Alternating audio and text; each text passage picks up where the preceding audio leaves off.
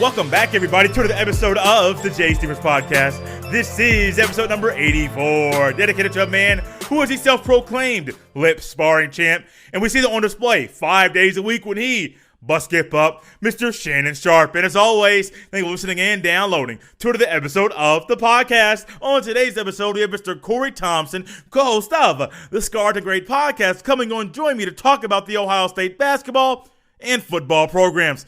Cory, like I mentioned, is a co-host of his podcast. Him and his co-host Johnny do a phenomenal job talking about and covering Ohio State athletics in season, out of season, after a game, and even about recruiting. It does not matter. Cory and Johnny do a phenomenal job all year long, even when things are not there's no games going on, just like it is right now. Cory and Johnny don't turn it off. It's almost like they turn it up just a tad. Also, Cory mentions a guy by the name of Kyle Lamb during our conversation. Now, Kyle Lamb is the host of the Locked On Buckeyes podcast, a part of the Locked On Podcast Network. He is also the guy that runs the podcast network that Cory and Johnny are on. So when you hear Kyle Lamb, I didn't want you guys to wait till the very, very end of our conversation to figure out who this Kyle Lamb guy is. I didn't want you to hope that Jay would fill you in. I'll fill you in up front rather than fill you in at the end. So without further ado, let's go ahead and take a trip to Orlando, Florida, the Sunshine State, to enjoy my fun conversation with Mr. Cory Thompson, co-host of the Scarlet and Great Podcast.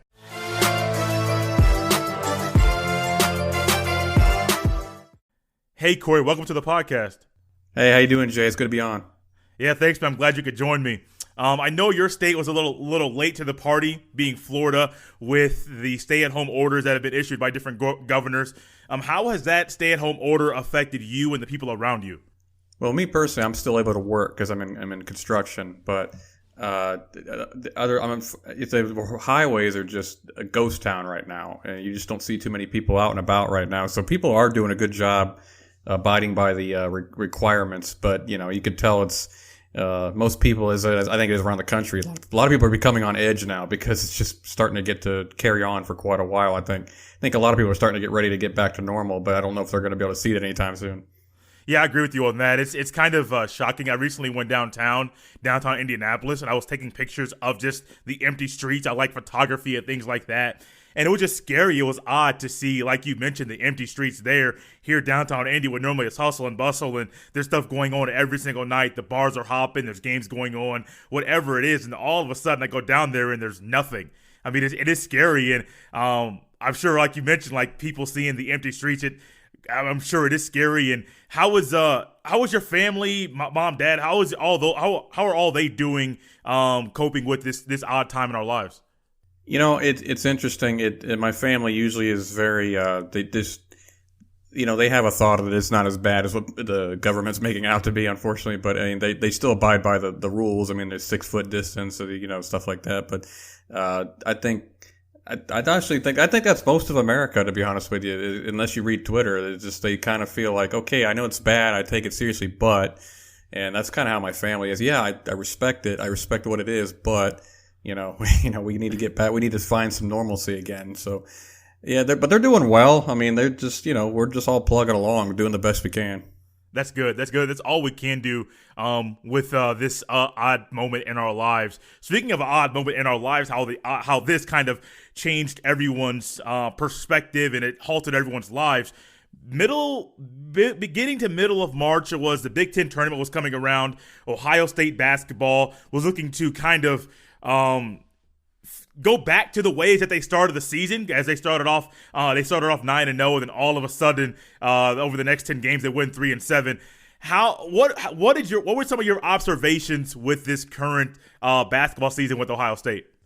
Yeah, it's interesting how the yin and yang of this season. They started off strong, went down in the middle, and then finished strong. They've won 10 out of the last 13, and won some good games, some key games in there as well. It was interesting. It looked like just the chemistry had completely fallen off the cliff in the middle of the season with the team. They just really didn't know what their identity was. Johnny, my podcasting partner, actually got a chance to talk to Chris Holtman because Chris was actually scouting a player at Johnny's high school where his wife works. Okay. And he got to talk to him, and he says Chris was pretty candid. He said it's just a confidence issue. The young guys lost their confidence along the way. And it's just really hard for young players to get it back. Because remember, other than like Caleb and Andre, everybody was a sophomore or freshman. And Walker was in his first season with Ohio State. So it was just a matter of just building that team chemistry back and getting their confidence back. And you saw it come back. I mean, Kyle Lamb was saying it for weeks. There's still a good basketball team in here somewhere. The analytics are saying it. And of course, lo and behold, they got their shot back. They started driving to the basket more. Their defense got more confident. They just got better and better as the season on. They turned it around against Northwestern, and that was kind of like the kickstart the rest of the season off. And it's unfortunate because I thought they were kind of getting hot for tournament time. Yeah, it's unfortunate. Not just Ohio State, but many other teams. They were starting to get their groove and turn things around at the right time. I think one of the bright spots of this basketball team this year was Caleb Wesson. I normally don't follow. I love Ohio State football. I don't normally follow their basketball team. I did a little bit when Mike Conley and Greg Oden were there about 13 years ago, but they lived in the same area and they played against my rival school in high school. So it's kind of like, oh, I saw those guys dominate my high school. I'm going to follow them in college and watch them dominate everybody else. And so I was looking at the beginning of the season and I saw that he transformed his body, Caleb Wesson that was, and then that transformed into better play onto the court. Were you expecting that kind of play this year?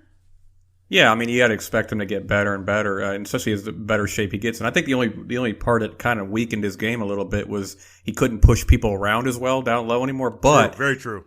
But he was great on the high edge. He was great at his rebounding. Out of nowhere became very lethal for Ohio State. There was games getting 10, 11, 12, 13 rebounds out of nowhere. He didn't used to do that consistently. His scoring, it didn't drop, but it became different. He was obviously one of the best 3-point threats in the Big Ten, even as a big guy. Every time he shot the ball, I thought, normally when a 6'10" guy shoots the ball from three land, I'm thinking, oh, geez, that's not what we want. But with Caleb, you're thinking, yep, go ahead, take the shot. We know you could make it. His low post game wasn't quite as strong this year, but it's a give and take. He lost some of the body weight, and he's quicker because of it. He's more athletic because of it. He's better on defense. He was amazing on defense this year. A lot of people didn't give him credit for that. He's gone now. It's unfortunate, but you know what? You knew you weren't going to keep him forever. I wish him the absolute best in his pro career, wherever that may be, NBA, Europe, whatever. I just wish him the absolute best going forward. Yeah, Cory, that 6'10" guys, they all want to shoot the deep ball now. They all want to shoot the three. And you kind of got to expect, it's kind of how I am with Giannis. When Giannis shoots a three, I mean, it's like, why are you doing this? Oh, yeah, everybody your size does it. We kind of got to expect that kind of things from those big guys nowadays. Yeah, like Dirk Nowitzki, Kevin Durant. People forget that these guys were 7 foot, 6'10". It's just because they could shoot from anywhere on the floor.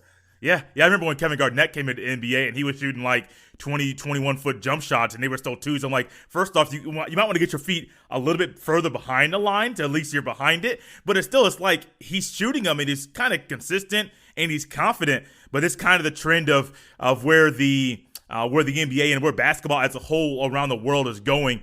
I know it's early. I mean, normally basketball season just ended. But if you were kind of predict what type of Buckeye basketball team there will be next year, what kind of team do you think there would be? Interestingly enough, I think we're going to see a more pure Holtman style team. I think when Caleb's there, Holtman's not a guy who runs through a big, not very often. But when you got a guy like Caleb Wesson, you do that. And it's not a knock on anything. The chemistry was fine. It worked well for 3 seasons. I know there was ups and downs, but he still won 20-plus games a year. And they look primed to make a decent run in the tournament this year, but, unfortunate circumstances. But I think next year, they're who's going to be the big? It's going to be E.J. Liddell and Kyle Young are probably going to start. Down low. And those guys are not traditional bigs by any stretch of the imagination. They're physical, they're strong, they're athletic, they are energetic on top of everything else, but they're not your traditional bigs. I think you're going to see more through the guards next year than run through the big man. It's going to be a little bit more of a different look, but it's going to be more of a true Holtman look going forward. And actually, I think it's going to be pretty exciting since you added Seth Towns, who gets to play immediately, and you get to bring in Justice Suing, who was one of the best young players in the Pac-12 when he left. So I just, the wings are going to be good next year. You got C.J. Walker. The only issue is I mean, you're going to bring Dwayne back to be the backup point guard after losing DJ Carton. You don't really have that depth at point guard that you would like to have. They just brought in a transfer from Utah State. He's kind of an Andrew Dakich type player, so he'll probably provide some decent minutes. But that being said, Dwayne will probably be the primary backup point guard. At least that'll be the plan going in. And Dwayne's got to start anyway. He's got to start out the ball. He's got to be a scorer for the team. So, you're going to have to find a nice rotation there, but I actually think the team could be pretty exciting next year because of Towns and Sewing. Yeah, definitely. Speaking of exciting, you provide great segues.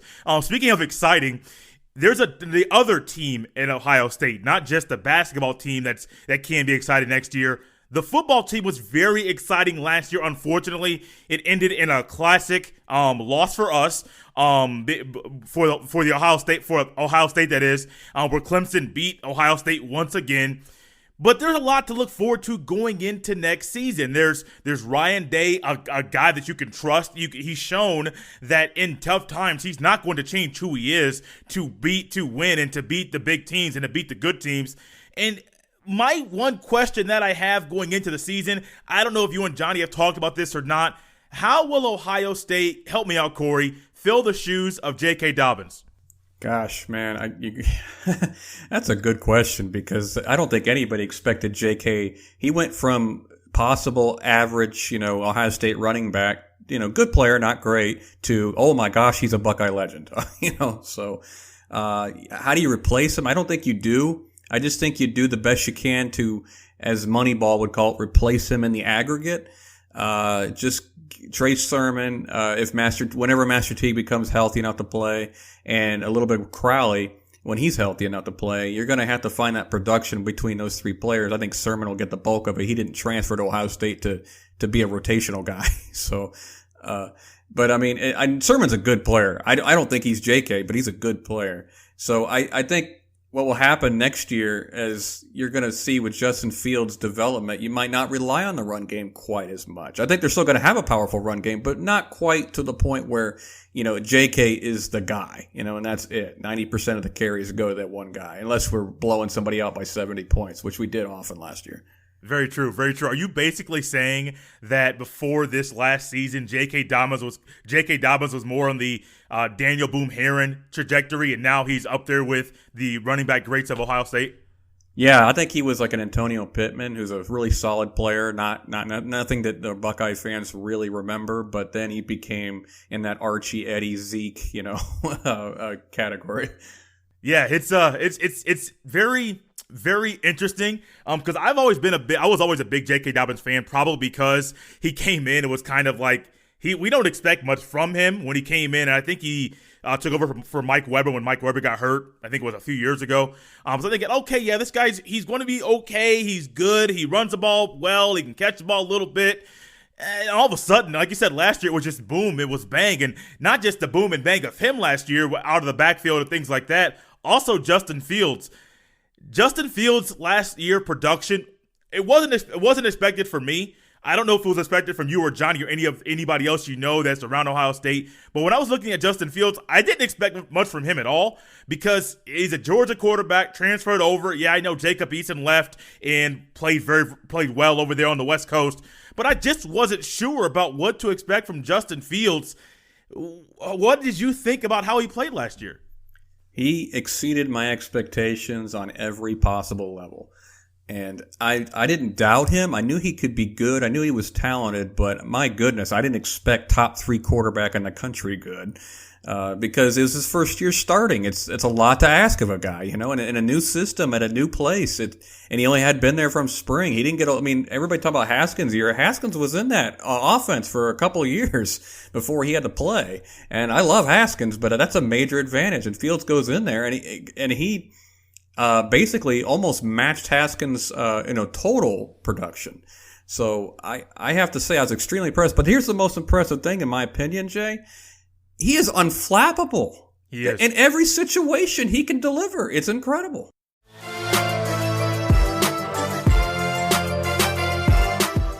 Have you ever thought about making your own podcast? It seems like that's the in thing right now.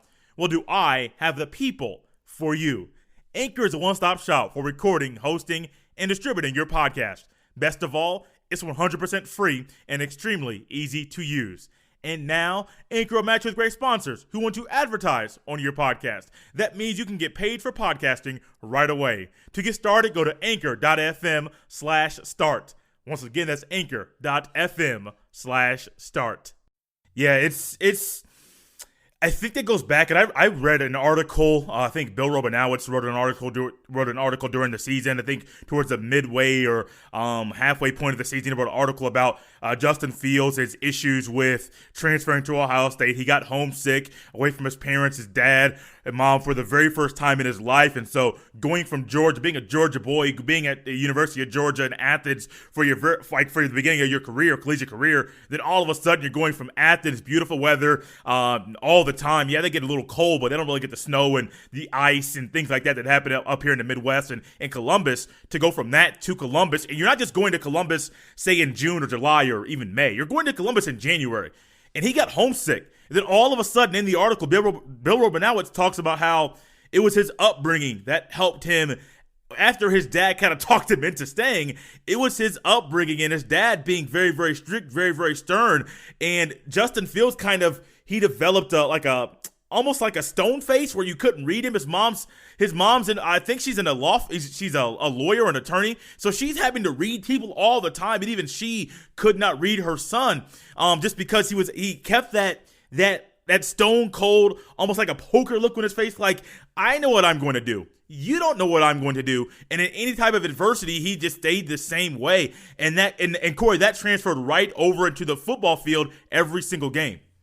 Yeah, absolutely. I think, to be honest with you, his most impressive game this past season to me, and maybe not numbers-wise, maybe everybody would disagree with me, but the Big Ten title game, he was hurt. He was really hurt. He was not playing well that first half.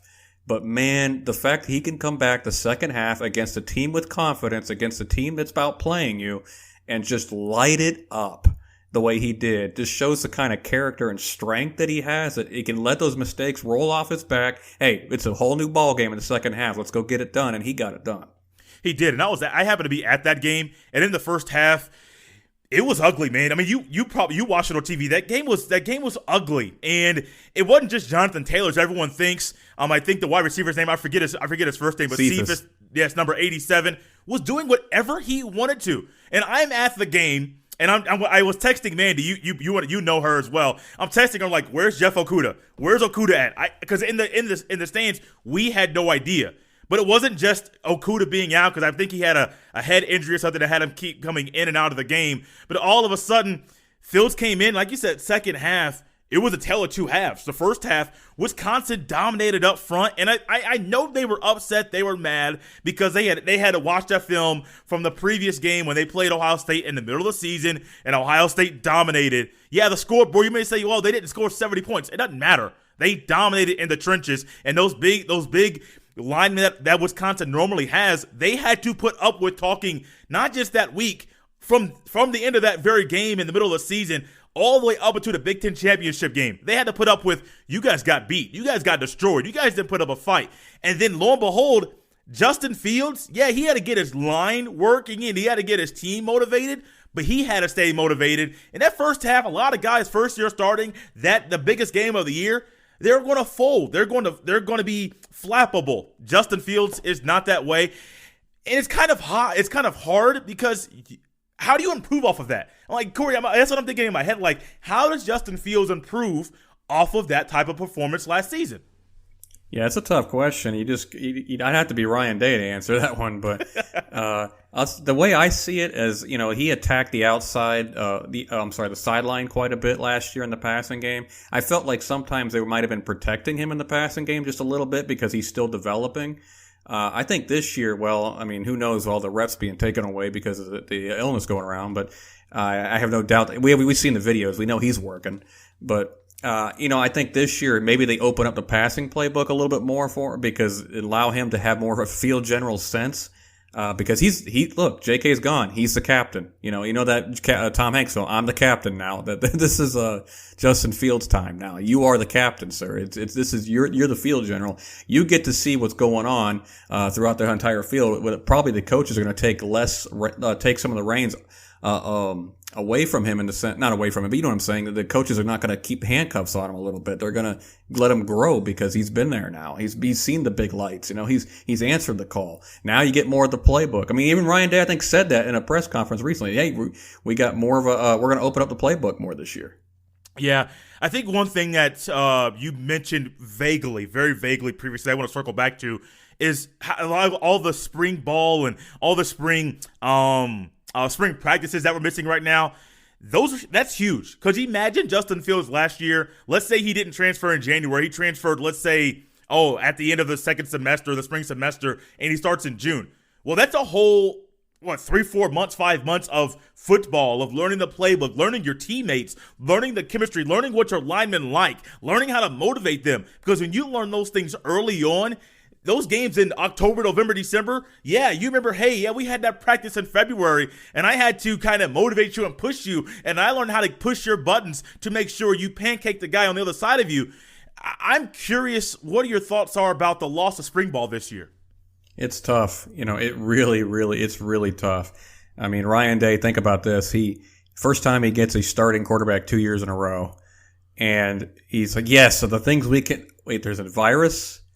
We can't practice. Oh my goodness. Just the worst time for him to be able to work with his quarterback. And now with a new quarterback coach and everything, he probably wanted to pay a little bit more attention to what was going on. Not that he doesn't trust Cory Dennis. I'm actually very excited about Coach Dennis, but still Ryan Day needs to kind of overlook it a little bit and say, okay, make sure they're doing exactly what I need them to be doing for Justin to progress the way we need him to. It's just got to be, now there's a lot of uncertainty. But also think about, all the young guys that need those reps, that need that development, that need to study the playbook more, especially like the guys who were early entries, the two quarterbacks, C.J. Stroud and Jack Miller, Paris Johnson even. It's like these guys who we figure are the future of the program. I'm not saying they still can't be, obviously. There's still a lot of football to be played for them, but that first initial spring practice gets some of these guys on the field in the fall. And Urban Meyer was big on that. If you show up in the spring ball, you'll have a chance to play in the fall if you're a young guy. Now, how do you prove yourself is the question.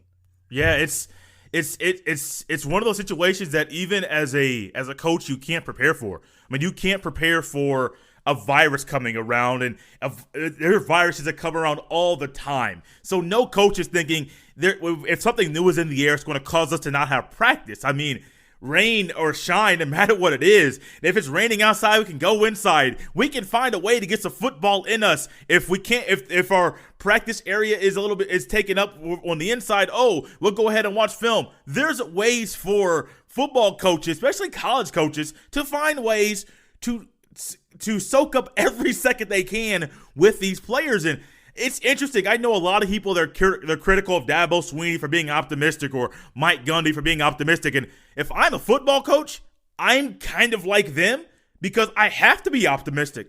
The players, they want to come back to campus to practice. The coaches, they want to get together and get into practice.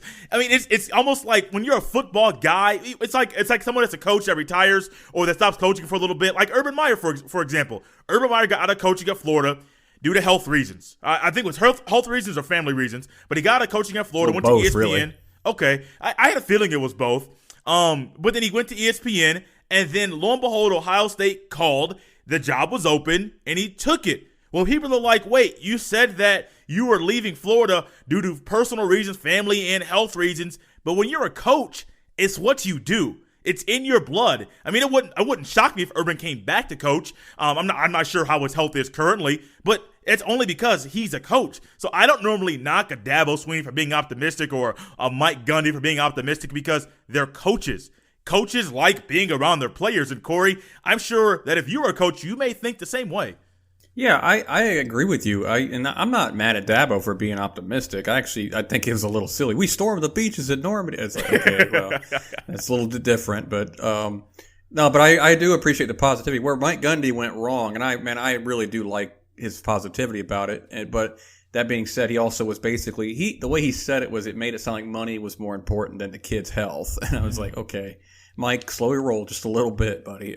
You're getting a little bit of crossing the line there. But Dabo, Yeah, I agree with you. All these guys. I mean, Ryan Day's doing and saying all the right things, and I'm proud of my coach. But at the same time, he's in his office at home, like, I just want to coach. Oh, this is brutal. I just want to correct C.J. Stroud's motion, or I want to work with the running back, or I just want to work with my offense. I want to see how Coach Coombs and Madison gel together for the defense. And there's a million things going through his head right now. But you know what? The great thing about Ryan Day is this. He always says when he has free time, he'll doodle, if I can say the word, plays. He'll just, work on things. Ryan Day doesn't stop. He's in his office right now coming up with different practice schedules, what's the most effective way, researching the analytics, new plays. Ryan Day just doesn't stop. He's not sitting around eating candy for Easter. He's probably scaring his family with how intense he is about coming up with new ways to make the Ohio State football team even better. Yeah, I mean, it's what you do. I mean, all these coaches, and I kind of expect it. I'm kind of amazed that somebody hasn't gone down and talked to Nick Saban for a long period of time. ESPN, they're trying to find. They're probably afraid of him right now. He's Saban in his house all day, not with his players. Yeah, they're probably afraid, and maybe his wife's afraid of him for being home. And it's like, oh, you're like this all the time? Yeah, get out the house, go somewhere else. But you know how it is. ESPN, all they got to do is say, hey, Maria Taylor. Go interview Saban for a long period of time. We're going to put it on TV. Hey, let's go. I mean, they'll do it. If you want Herbstreit to do it, you want Fowler to do it, doesn't matter. It's what they're going to want. And these coaches, I feel bad for them. I really do. Because, like I said, you can't predict anything like this. As well as, it's weird that this is right in front of me. You couldn't predict how good the Ohio State defense played last year. And I'm pretty sure, I don't have the numbers right in front of me. You may. But their defense was, I want to say, top 5 in the run. It was top 5, yep. Top 5 run. I want to say top 5 in the pass as well. Is that correct? I don't have the numbers right in front of me. I know that I think their pass defense was a little better than the run defense towards the end. But yeah, they're top 5 total defense, period. Anyway, the yards per play, they were one of the top 3 or 4 in the country, I believe. And I want to say it was a month or two ago, Amir Reap and another player were dismissed from the program for basically being idiots. That's all I'm going to call it. You're being idiots. You got caught. I'm glad you got caught. You're off the team. But there's other players that are gone. Chase Young, Jeff Okudah. There's other holes that the defense has to fill. There's a guy named Shaun Wade. And unfortunately, in that Clemson game, you and I don't like the call. I'm pretty sure the officials looking back, if they could change it, they may change the call. That targeting call on Trevor Lawrence. But Shaun Wade has big shoes. He has a big role right now. He's a leader in that secondary. A lot of guys are going to be looking to him for his leadership, his guidance, and it's exciting that he did decide to come back. But what type of things are you expecting for the defense in the fall? It's going to be interesting. I've been trying to talk to some of my friends who understand defenses a lot better than I do. And Gary Coombs is probably going to move away from that single high safety a little bit and go more to traditional 2 safety sets. It'll be interesting to see what they do with that third corner. I don't know what they're really trying to do with that. I think it'll be a little bit more of a traditional style defense than it was last year. But I also think that's because of the depth at corner.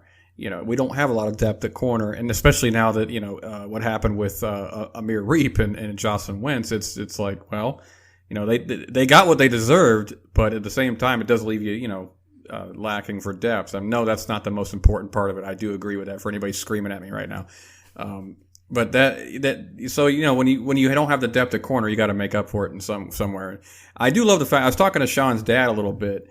And I do love the fact that he said that one of the reasons Shaun wanted to come back was because he wanted to take on a leadership role. I loved hearing that. And from what I understand, Sean's become more vocal. He's become more of a leader, getting the other guys coached up on how to play their positions. Sean's the one we just don't have to worry about. He's going to do his job. The other corner, that's going to be interesting. But the good news is you hear about Sevyn Banks is starting to erupt, starting to look really good.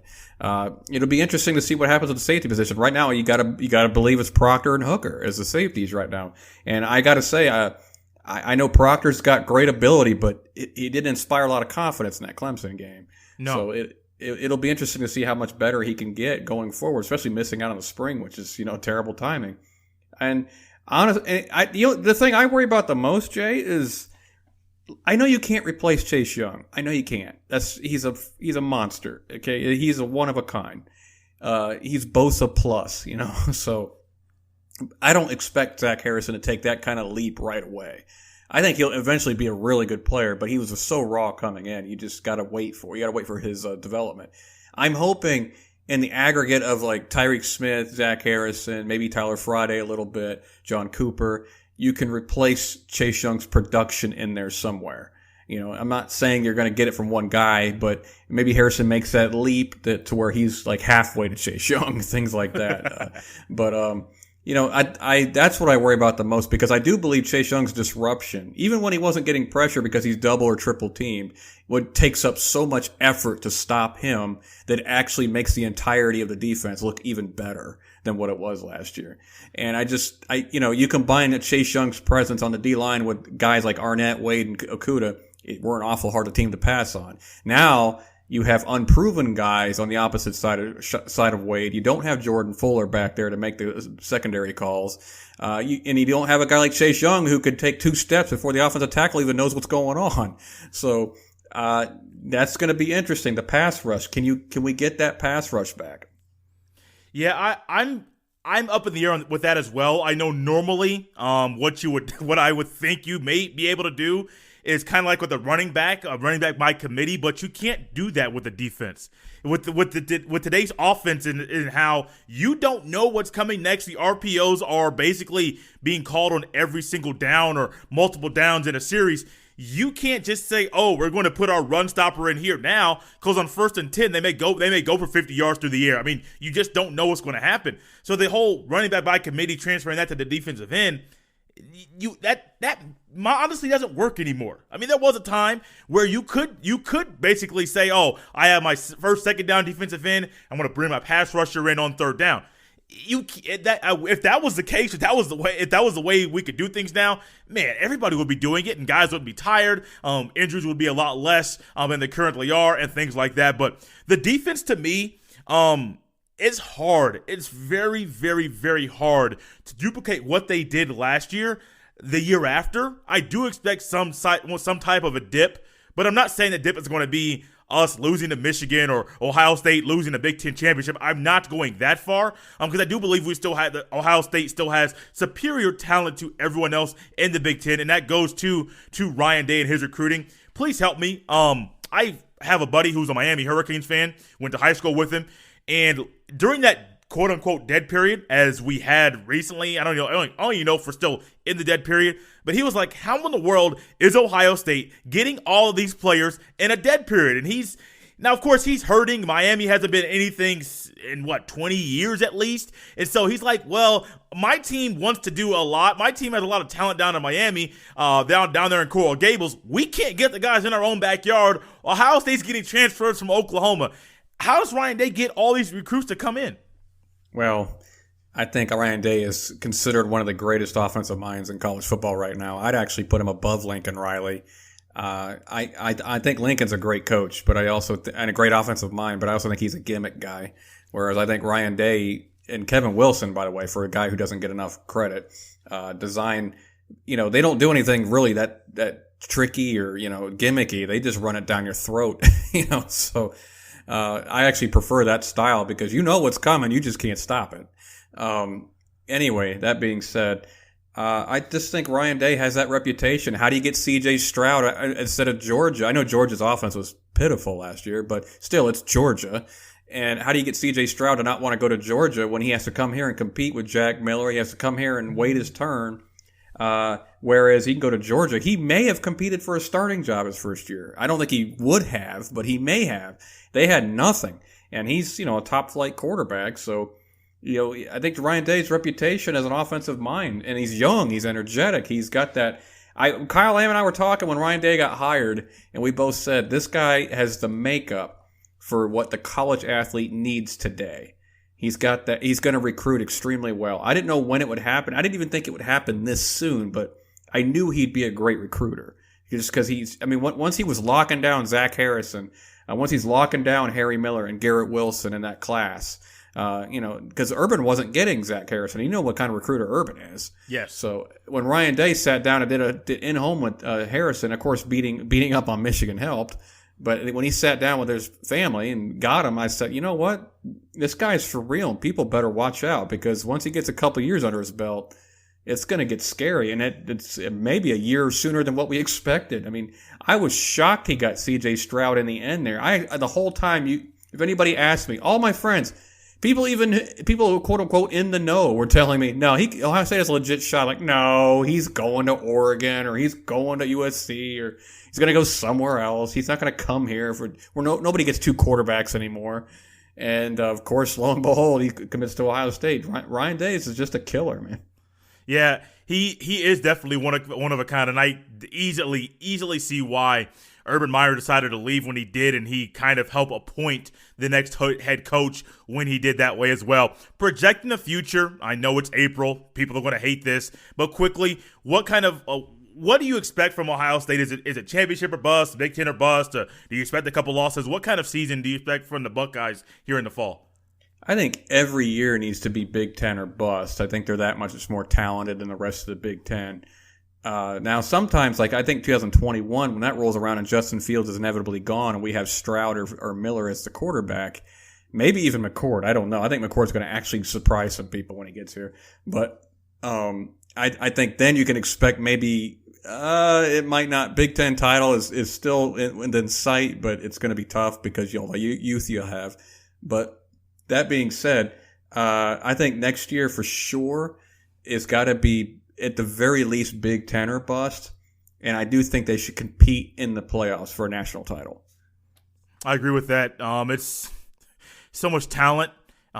Coaches are great, and you mentioned Kevin Wilson earlier. He got a bad rap with Indiana when he was the head coach there, and me being here, my mom went to IU, and I'm like, Mom, your school's horrible. Your school's trash. And numerous times I'm like, get Kevin Wilson out of there. I know this isn't a football school, but he can't win. Get him out of there. But I realized that about a few months ago, there are certain coaches that are position coaches. There are certain coaches that are coordinators in football, and there are some that can be head coaches. Not everybody is made to be a head coach. Not everyone is made to be an OC or a defensive coordinator. Then there are some that just need to be like a Tony Alford, stay being a running backs coach, or Larry Johnson, stay being a D-line coach. Just stay where you are, stay where you're good at, and just work with it. And Kevin Wilson's one of those guys that with this offense, I know you mentioned he may want to say something else about this as well, but with him running that offense, things are scary. Yeah, it's crazy, Jay, because I said on Twitter earlier this year that, or maybe even in the end of last year, I don't know, I think it was right after the Clemson game, I said, I bet you anything with Gert Yursich being gone, because I knew why. I always felt like Ryan Day took the play calling, not because, he's confident in himself as a play caller, but he doesn't want to be the main play caller as a head coach. I always felt like with Yursich gone and one of the egos gone out of that play calling room, he was going to start leaving the reins to Kevin Wilson a little bit. And, of course, you heard him in a press conference kind of not really say all that, but kind of hint towards it. He's like, I think we're going to have Kevin be more involved. And I thought, that's a good thing. I bet you anything, if he gives it to Kevin Wilson, that's a good thing. I had people argue with me, I don't like Kevin Wilson. I'm like, did you see that run game he just designed?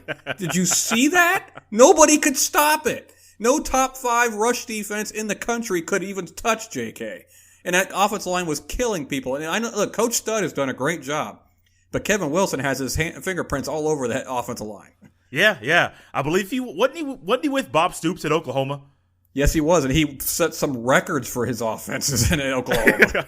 Yeah, I mean, we forget about it, and even like if I was going to go to an IU football game and mention how great of a coach Kevin Wilson is, they're like, what are you talking about? He was horrible here. He didn't do anything. He embarrassed us. We couldn't beat anybody. We lost to Purdue. I'm like, well, first off, IU's not a football school, so you got to expect to beat Purdue. Okay, yeah, great. It's good for the Old Oaken Bucket and all that kind of stuff, but you can't expect every single year when you're not a football school when you're struggling to just get to a bowl game to beat your rival.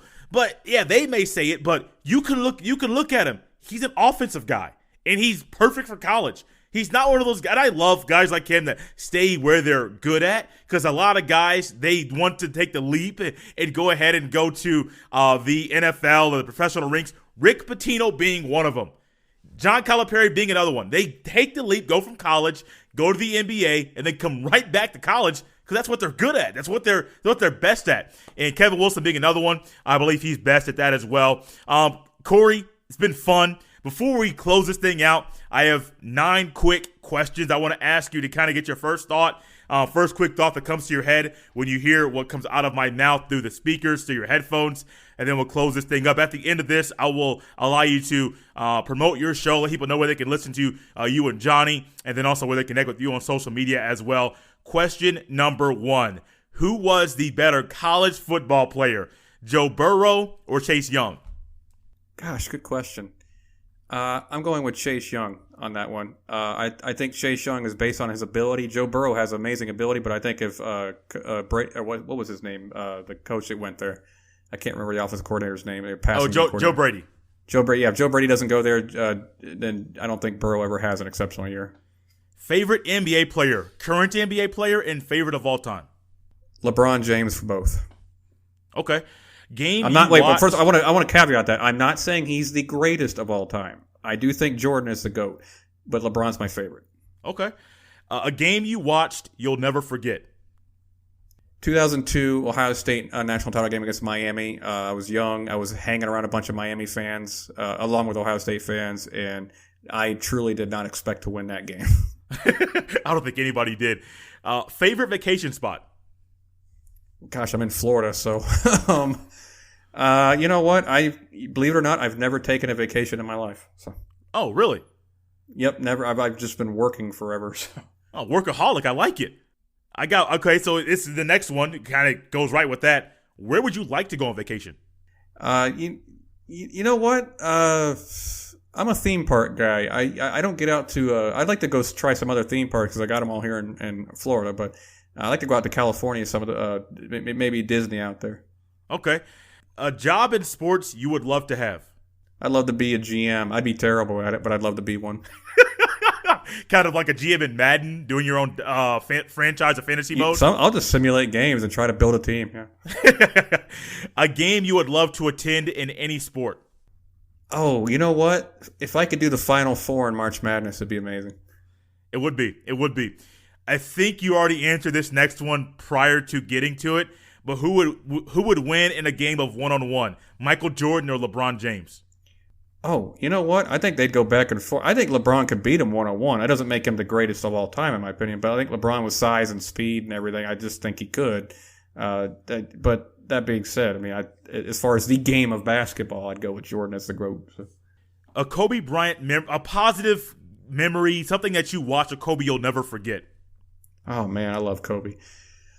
You know what? I got one for you. Remember that time he stole the ball, or no, he got an outlet pass. He was one-on-one, and that amazing highlight where he takes the ball around his back, turns around, does a 180 dunk right over. The defender didn't even know what he was doing. Like, what just happened? I can't describe it very well, but that highlight, I saw it live, and I thought, I cannot believe a human being just did that. That's ridiculous. Yes. I had a feeling you were going that route when you were talking. As soon as you said around the back, I was like, yes. I remember that in my mind. I can actually visualize that exact sequence as you're describing it. He did it so effortlessly, like he's just done it a million times.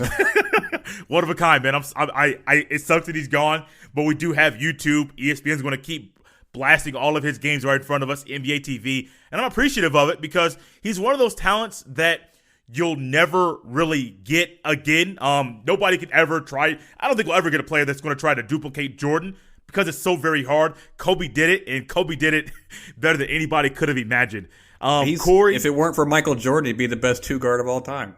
Oh, easily. Oh, yeah, easily. Because you put him up against any other two guard, it's cakewalk. He's destroying everybody. It's kind of scary, the gap, isn't it? Like Jordan, Kobe, then just. Yeah. And I think Kobe Kobe Bryant mentioned it. He said he did not become the defender. Didn't mean to go on this rabbit trail, but it's good. I like it. Kobe Bryant said Kobe all night. He didn't even expect to become the defender that he was, or he didn't get propelled to be the best defender that he was until that 0-1 finals with Allen Iverson, because he realized this guy's 6 foot, probably 5'9", 5'10", maybe 150, 155, 155 pounds, but he's fearless. He doesn't care who you are, how big you are. He's going in and challenging Shaq every time he gets in the paint and doesn't care who you are. Shaq's, 315, 320 at the time. Allen Iverson's like, hey, man, I don't care if you're double my size. I'm still going to attack you every single time. And Kobe Bryant, like he attested. He said, if it wasn't for Allen Iverson, I would not be the defender that I was because he challenged me in that way. And Cory, we'll probably never see anybody attack the defensive end like he did. You know what? Speaking of Allen Iverson, real quick, I'll give him this, and people do not talk about him enough. I have never seen a guy who was the only guy on a team. Like literally, you could barely name the rest of the. You can't say that because you know that Cavs fans would say LeBron was the only guy on some of his teams too. Well, LeBron did one year, 2007. I think I was starting shooting guard that year because it was that bad. But, I swear when they did the starting lineup, I'm like, who the heck is this team? But yeah. But anyway, I'll give it to AI, dude. I mean, anybody remembers those Sixers teams? Matt Geiger, Eric Snow. I mean, it's like the Kemba is when he was like 100 years old. It's like that AI just. He beat the Lakers game 1, and I thought, okay, this guy's a problem. He put up 50. Yep. He put up 50 in game 1. Could not be stopped. No, he couldn't. And it's took him to overtime game 2, I think. Yeah, I think you're right. I think you're right with that. And after game 2, I think it was game 2, game 3 started, you kind of realized that the Lakers are just going to roll on and keep going on. He probably got tired. He was literally carrying that whole franchise. Playing like 40-plus minutes a night. I think he played 42, 43 minutes a night that season. I mean, for the entire season, including the playoffs and the finals and all that jazz. He was the MVP that year, I think. Yeah. Back when they announced the MVP in front of the home fans. I missed those days. Oh yeah. Well, there's a lot about the NBA I missed from the early 2000s. Oh, yeah, you mean prior to the Malice at the Palace, where the Pacers kind of changed how basketball was presented to everyone. Exactly, yeah. Thank you, Ron Artest. Sorry, I was actually watching that game, and I was in my basement watching high school football. The team of the area was dominating, and so I was watching that, flipped over to ESPN. I'm like, hold on. Ron Artest is laying down on the scores table. Next thing, he's in the stands. Next thing, Jermaine O'Neal almost knocks a fan out. I'm like, what is this? This is not expected, but that did change. That changed a lot. I thought it was funny when Artest hit the wrong guy. Hey, I mean, he was basically blacked out walking around. He didn't know where he was, what was going on, and it's just lucky that he was around people that actually knew him and wanted to take care of him and protect him. Because if not, it could have ended for him really badly. Yeah, it's just that was a huge story for like a month. It just was on replay constantly on ESPN. Yeah, Cory, you and I could go on forever. We'll definitely have you on the show later on, definitely during football season, probably towards the midway. Let's pray there is a football season. I hope so. I hope so. I would. Oh my! You could imagine. I couldn't even imagine like the thought of waking up on a Saturday, no matter if you work or not, waking up on a Saturday and there being no football, waking up on a Sunday and at 1 o'clock CBS has some like random show rerun on. I couldn't imagine that. Big Bang Theory, yeah. Yeah, man. Yeah, got to replay it as much as they can. Take some time if you could to promote your show, your podcast, the Scarlet and Great podcast with you and Johnny, where people can listen to you guys, and where they can connect with you on social media as well. Well, if you want to follow me on Twitter, I'm at Scarlet Great CT. Johnny's at Scarlet Great JL. If you ever want to find our show, the Unscripted Ohio Network is on all your favorite streaming services: Google Play, iTunes, Stitcher, iHeartRadio, all those good ones. Also Spotify. Just check us out there. That's the easiest way to find us. Yeah, Cory, I appreciate you coming on a little bit later on a Monday evening than probably expected, but hey, we're up. We're still doing what we got to do. I'm working as well, just like you.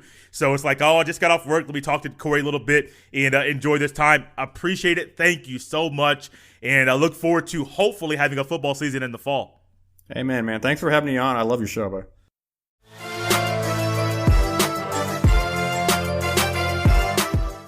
Did you enjoy that impromptu conversation at the end about early 2000s NBA basketball? Because I know I did, and I surely know Cory did. That was not planned. Here in my notes, I'm looking them over right now as I am talking. Nowhere on here does it say, Jay, take a left turn and talk about early 2000s NBA basketball, or at the top of the page. It's all my notes that are talking about the Ohio State basketball and football programs that Cory and I talked about. After that, there's a big note at the middle of my page because I tend to forget things, so I had to make that note kind of big and then circle it. After that, it's the last 9 questions or 9 thoughts / questions. Give me your first thought, something that pops in your head whenever you hear what comes out of my mouth. That's all those things, and I have check marks next to those to make sure I covered all of those. At the end, I have another big note because, like I mentioned, I tend to forget things. So the bigger the note, I had to put some lines underneath it, exclamation points after the last word to make sure Jay got that part covered. But nowhere on there, I've looked at this thing over and over and over again. Nowhere on here does it say, Jay, take a left turn, a sharp left turn, an unexpected left turn, and talk about early 2000s NBA basketball. Not on there, but I loved it. It was a great way to capitalize and end a fun conversation that Cory and I had. Yes, it was all about Ohio State athletics, basketball and football, 2 things that him and I'm focusing more on Ohio State basketball now than I used to. Always focus on the football program. Cory focuses on those all the time, which is why he's great about that. He's great to bring on for these kind of conversations. But even better, hey man, impromptu. Take a sharp left turn. You never know what's going to happen. And sometimes those sharp left turns we take, we're on a road trip, we take a turn. That's just there. Like, hey, this looks good. Let's go this way. And you never know what you're going to find. And that conversation at the end is very similar to those road trips we take, and we take an unexpected turn. We don't know what's going to happen. Sometimes those are the best adventures, just like this fun conversation, this great capitalization at the end of this conversation that Cory and I had. Thank you for listening to another episode of the Jay Stevens Podcast. As always, you can follow me on Twitter at jstevens07. If you're not on Twitter and you would like to connect with the podcast, send your emails to jstevenspod@gmail.com. Remember to always subscribe, rate, and review. It's a great way for people that are searching for new podcasts to listen to come across this one. Then remember to always get the word out about the podcast via word of mouth. The things that we enjoy in life, we are more willing and somewhat wired to tell other people about. So no matter if this was your first episode or if you have been listening since episode 1, be sure to let people know about the podcast. This has been episode 84 of the Jay Stevens Podcast. I'll see you next time.